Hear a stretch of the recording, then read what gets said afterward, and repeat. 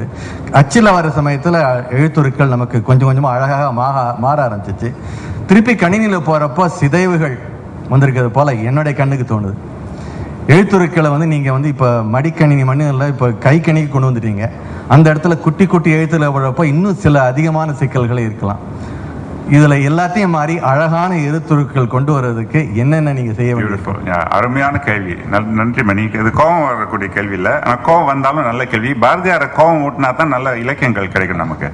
அது போல என்ஜினியர்ஸ்களை கோபம் ஓட்டினா தான் நல்ல மென்பொருள்கள் கிடைக்கும் நமக்கு. அருமையான கேள்வி. முதலாவது கருத்து அதாவது தமிழில் அழகான எழுத்துருக்கள் இல்லை அப்படின்றது முழுமையான உண்மை இல்லை, ஆனால் ஜெனரல் அப்சர்வேஷன் அவர் சொல்றாரு. ஏன்னா இங்கேயே நிறைய நல்ல நல்ல ஃபவுண்டரிஸ் இருக்காங்க, அருமையான தமிழ் எழுத்துக்களை உருவாக்குறாங்க. அதில் ஒரு நம்ம இளங்கோ இங்கே இருக்கிறாரு.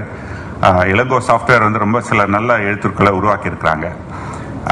ஆனால் மணி கேட்ட கேள்வியெல்லாம் நியாயம் இருக்கு. காரணம், எழுத்துருக்கள் மட்டும் அழகா இருந்தா போதாது. ஒரே ஒரு அனுபவத்தை நான் உங்ககிட்ட பகிர்ந்து கொள்றேன். இது நானும் அவரும் அடிக்கடி பேசிக்கின்ற, இது எங்களுக்குள்ள இருக்கிற ரூமுக்குள்ள டிஸ்கஷன். இப்போ அம்பலத்துக்கு வருது, அறையிலேருந்து அம்பலத்துக்கு வருது. ஒரே ஒரு அனுபவத்தை மட்டும் நான் இது குறித்த ஒரு அனுபவம். எனக்கு ஒரு 85 துவங்கினேன் இல்லைங்களா. 85 25 ஆண்டு காலத்துக்கு மேல தமிழ் எழுத்துருக்கள் மேல ஒரு காதல், ஒரு அந்த அழகை ரசிப்பவன். இன்னைக்கு கூட இப்போ இந்த எழுத்து கூட எவ்வளவு அழகா எழுதியிருக்காங்க, எவ்வளவு கவனம் செலுத்திருக்காங்க அந்த வடிவங்கள்ல பார்க்கும்போது அதை நான் ரொம்ப சுவைப்பேன். ஐ என்ஜாய் வாட்சிங் பியூட்டிஃபுல் டைப்போகிராஃபி. அது எந்த மொழியாக இருந்தாலும் சரி, தமிழ் மட்டும் இல்லை. ஆனால் தமிழ்னா நம்ம மொழின்றதுனால கொஞ்சம் அதிகமான பற்று வரும். So I used to think I'm a fairly good typographer. அதுக்கு காரணம் இல்லாத ஊர்ல இழுப்பப்பு சக்கரன்ற மாதிரி. when you're not mingling with other professional typographers, you think you are the best. அதனால அந்த ஒரு என்ன இருந்துச்சு, I think I'm fairly good, this is lousy, அந்த மாதிரியான ஒரு உணர்வு என்கிட்ட இருந்தது. 2 ஆண்டுகளுக்கு முன்பு ஒரு புத்தகத்தை வெளியிடுவதற்கான ஒரு தமிழ் புத்தகம், அது ஆங்கிலத்திலிருந்து மொழியாக்கப்பட்ட ஒரு தமிழ் புத்தகம், அனைத்துலக தரத்திலான ஒரு வெளியீட உருவாக்கணும் அப்படின்று அமெரிக்காவில் இருக்கின்ற ஒரு நிறுவனம் என்கிட்ட தொடர்பு கொண்டாங்க. அவங்க சொன்னாங்க, ஆங்கில புத்தகம் தான் இதான் அப்படின்னு சொல்லி எனக்கு அனுப்பி வச்சிருந்தாங்க. ஒரு நகலை எனக்கு அனுப்பி வச்சிருந்தாங்க. Absolute world class quality Tamil ஆங்கிலத்தில் இருக்கிற புத்தகம், எனக்கு இதே குவாலிட்டி வேணும், ஒரு ஃபாண்ட் செஞ்சு அனுப்புங்க அப்படின்ட்டு. எவ்வளவு பெரிய பாக்கியம் அது, அதாவது நம்ம ஃபாண்ட் இவ்வளவு பெரிய ஒரு பணிக்கு தேவைப்படுது அப்படின்னு சொல்லிட்டு உட்காந்து ஒரு வாரமா தீட்டி ஒரு ஃபாண்ட் அது we want something that matches this outline அப்படின்னு சொல்லி செய்து அனுப்பியிருந்தேன். அதே போல Accenture Copy, somebody I work with very closely who does font for Microsoft, Windows 7ல ஒரு தெலுங்கு எழுத்து வேணும் அப்படின்னு சொல்லிட்டு ஜார்ஜியா அப்படின்ற ஆங்கில ஃபாண்ட் எனக்கு அனுப்பி இந்த அவுட்லைனை மேட்ச் பண்ற ஒரு தெலுங்கு எழுத்துரு வேணும் அப்படின்னு கேட்டிருந்தாங்க. இப்போ நீங்க Windows 7ல பாத்தீங்கன்னா என்னோட ஃபாண்ட் இருக்கு, அதுல my name is in your operating system. அது போன்ற தமிழுக்கு வரும்போது ஒரு 2 வாரமா தமிழ் தான் ரொம்ப சுலபம் பண்றதுக்கு. ஒரு ஃபாண்ட்டை 2-3 நாள்ல உட்காந்து பண்ணிடலாம். நல்ல ஃபாண்ட்டை 2-3 நாள்ல உட்காந்து பண்ணிடலாம். பண்ணி முடிச்சுட்டு அனுப்பிட்டேன் அவங்களுக்கு. 15 பக்க கமெண்ட் வந்துச்சு எனக்கு. செஞ்சுட்டு கடைசியா என்ன சொன்னாங்கன்னா, இதான் முடிஞ்சா சொல்லுங்க, இல்லைன்னா விட்டுருங்க, நான் வேற ஆளை பாத்துக்கிறேன் அப்படின்னு. எனக்கு இன்னும் மகிழ்ச்சி, இவ்வளவு நுண்ணியமா கவனிக்கிறாங்களா, இவ்வளவு ஃபோக்கஸ்டா கவனிக்கிறாங்களா அப்படின்னு பாக்கிறதுக்கு. So let me share what they told me so aspiring typographers can produce very high quality fonts. Point number 1, எழுத்துக்களுடைய தனித்தனி வடிவம் மட்டும் முக்கியம் அல்ல. எழுத்துக்கள் இருக்கு இல்லையா, எழுத்து உருகள் கிளிஃப்னு சொல்லுவோம். இந்த கிளிஃப்னுடைய தனித்தனி வடிவம் அழகா இருந்தா மட்டும் போதாது. தனித்தனி எழுத்துக்களுடைய வடிவம் அழகாக இருக்க வேண்டும். ஆனா அழகாக இருந்தால் மட்டும் போதாது ஒரு ஃபாண்ட்ல. அது பாயிண்ட் நம்பர் 1. பாயிண்ட் நம்பர் 2, அந்த எழுத்துக்களுடைய அமைப்பு there is a ratio called I can't remember the name, figure ground ratio அப்படின்னு சொல்லி ஒரு டேர்ம் இருக்கு. ஃபிகர் கிரவுண்ட் ரேஷியோன்னு சொன்னா, கருப்பு தோன்றுகின்ற இடமும் வெள்ளை தோன்றுகின்ற இடமும் சரிசமமாக அல்லது ஏறக்குறைய சரிசமமாக இருக்க வேண்டும்.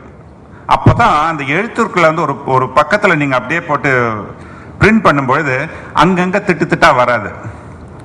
There is some uniformity, you know. So the beauty of text, the beauty of typography is not about the shape of individual glyphs, but also how they interact with each other. So the figure ground ratio ன்றது வந்து எல்லா எழுத்துக்களுக்கும் சமமாக இருக்கணும், அல்லது ஏறக்குறைய சமமாக இருக்கணும். புரியலனாலும் தலையாட்டுங்க, அப்ப எனக்கு கொஞ்சம் சந்தோஷமா இருக்கும். சொல்ல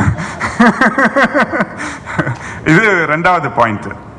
மூணாவது பாயிண்ட் வந்து the font-ஓட மெட்ரிக்ஸ்னு சொல்லுவாங்க. METRECIS metrics. ஒரு வரிக்கும் அடுத்த வரிக்கும் உள்ள இடைவெளி, ஒரு எழுத்துக்கும் இன்னொரு எழுத்துக்கும் இருக்கின்ற இடைவெளி, இதெல்லாம் வந்து இதுக்கு வந்து கர்னிங் இன்ஃபர்மேஷன், அப்புறம் லைன் கேப், இதெல்லாம் வந்து the மெட்ரிக்ஸ் இன்ஃபர்மேஷன். இதை வந்து ஒவ்வொரு எழுத்துருக்கும் மாறுபடும். எல்லா மெட்ரிக்ஸுக்கும் ஒரே மாதிரி அமைச்சிட்டீங்கன்னு சொன்னா ஒரு ஃபாண்ட்டினுடைய லைன் ஸ்பேஸ் இன்னொரு ஃபாண்ட்டுக்கு ஒத்து வராது. இந்த மாதிரி தலைப்பு எழுத்துக்கள் எழுதுறது ரொம்ப சுலபம், அது பிரச்சனையே கிடையாது. ஆனா பாடி டெக்ஸ்ட்னு சொல்லும் பொழுது இதெல்லாம் ரொம்ப முக்கியம். அது மூணாவது பாயிண்ட் சொன்னா, நாலாவது பாயிண்ட் சொன்னா, சரி அடுத்த பாயிண்ட். நாலாவது பாயிண்ட் என்னன்னா கர்னிங் இன்ஃபர்மேஷன். நம்ம என்ன பண்ணுவோம்னா எல்லா எழுத்துக்களுக்குமே left side bearing, right side bearing ஒரே மாதிரி இருக்கணும் அப்படின்னு நினைப்போம். அது உண்மை கிடையாது. இப்போ ஆங்கிலத்தில் பார்த்தீங்கன்னா எல்லாமே கேபிட்டல் எழுதுறீங்கன்னு வச்சுங்களேன், ஏ அப்படின்ற எழுத்து எழுதுறோம், அப்புறம் வி அப்படின்ற எழுத்து எழுதுறோம், பக்கத்தில் ஓ அப்படின்ற எழுத்து எழுதுறோம். எல்லாத்துக்குமே ஒரே சமமான இடைவெளி கொடுத்திருந்தாலும் கூட அச்சில வரும்போது ஏக்கும் விக்கும் பெரிய இடைவெளி இருக்கிற மாதிரி தெரியும், ஏன்னா அந்த ஸ்லாண்ட் இருக்கிறதுனால. அது போன்ற தமிழ் எழுத்துக்களுக்கும் சில நுணுக்கங்களை நம்ம கவனிக்கணும். இப்போ கால் போன்ற வடிவத்தில் முடிகின்ற எழுத்துகள், கால், ரா, நா, 2 சொல்லினா 3 சொல்லினா, வேற என்ன இருக்கு? இல்ல இதுதான் ஏ. இந்த எழுத்துக்கள் வந்து இந்த எழுத்துக்களுக்கு அப்புறம் கொடை வடிவ எழுத்துக்கள்னு சொல்லுவோம் நாங்க. தா, சா, கா, இது போன்ற எழுத்துக்கள் வந்துச்சுன்னு சொன்னா இடையில வந்து ஒரு லைன் கேப் இருக்கிற மாதிரி இருக்கும், பெரிய இடைவெளி இருக்கிற மாதிரி இருக்கும். ஏன்னா இது மேல அங்க நிக்குது, இது கீழே அங்க சொல்லிக்குது. சோ அதை வந்து உள்ளுக்கு கொஞ்சம் தள்ளணும். இந்த எழுத்துக்கு அப்புறம் இந்த எழுத்து வரும்போது அந்த இடைவெளி குறைங்க அப்படின்னு சொல்லும். இது நான்காவது கருத்து. இது போன்ற பல ஒரு டசன் கருத்து இருக்குன்னு வச்சுங்களேன். நான் ரீசர்ச் பேப்பர் தயார் பண்ணல, நான் ஸ்லைட்ஸ் போட்டிருப்பேன்.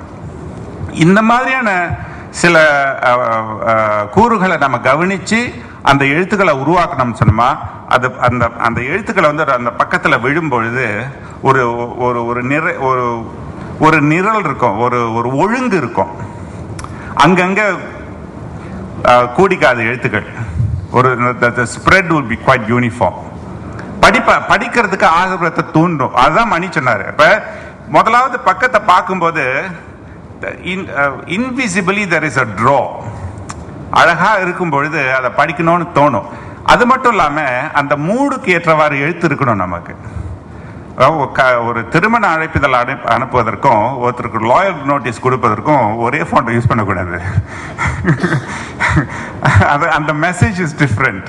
ஒரு கவிதைக்குரிய எழுத்துரு வேற, கட்டுரைக்குரிய எழுத்துரு வேற. ஒரே எழுத்துரை பயன்படுத்தினா படிக்க முடியாதுன்றது இல்ல, ஆனா அந்த உருவம், அந்த உணர்வு நமக்கு இருக்காது.